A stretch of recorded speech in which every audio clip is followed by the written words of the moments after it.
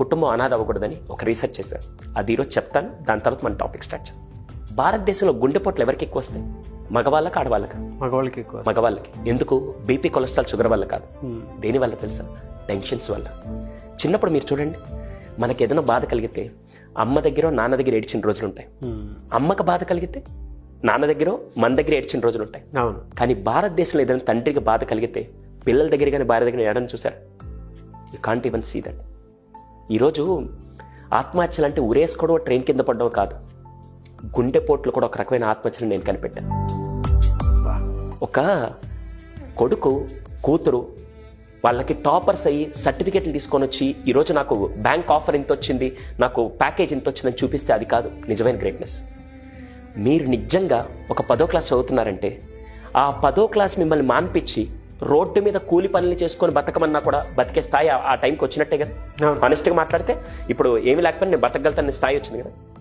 ఆ రోజు మీ తండ్రి దగ్గర కూర్చొని, నాన్న ఇప్పటిదాకా మీకు ఆనందం వస్తే ఎవరితో పంచుకున్నా నాకు తెలియదు, బాధ వస్తే ఎవరితో పంచుకున్నా తెలియదు, ఇప్పుడు నేను కొడుకుగా కూతురుగా నేను ఎదిగాను, ఈసారి మీకు ఏదైనా కష్టం కలిగితే నాతో పంచుకోండి అని ఒక్క కొడుకో కూతురు ఎప్పుడైతే భరోసా ఇస్తుందో ఖచ్చితంగా ఏ కుటుంబంలో గుండెపోట్లు రావని నేను చెప్తాను.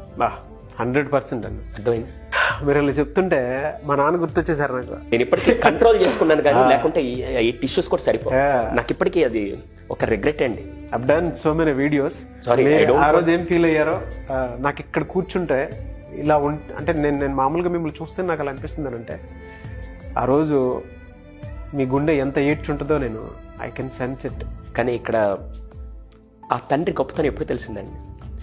తండ్రి ఎప్పుడు డైరెక్ట్గా ఏమి నేర్పాడండి.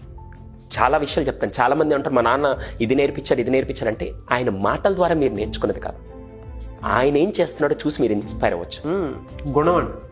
గుణం, ద క్యారెక్టర్, ద వాల్యూస్.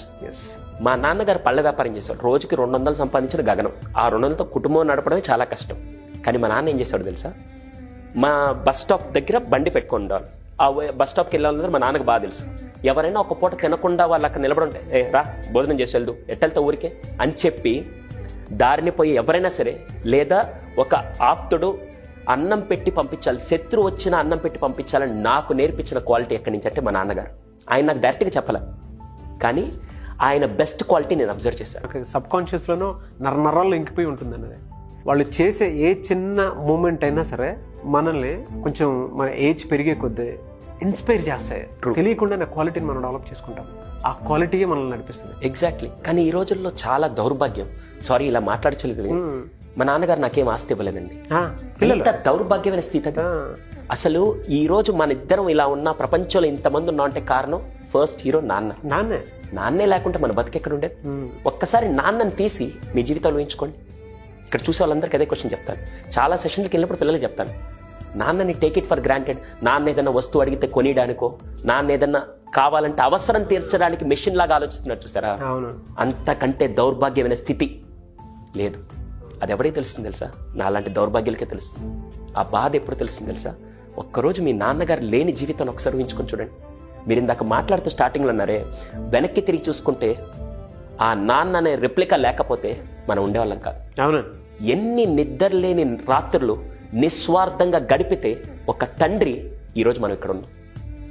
ఒక తండ్రి కనుక ఇప్పటికీ వాళ్ళు ఎట్టబోతే నాకెందుకు, నాకు కావాల్సిన విధంగా నా లైఫ్ నేను గడుపుతాను, నా లైఫ్ లగ్జరియస్ కారు కొనుక్కుంటానని చెప్పి అనుకోడు.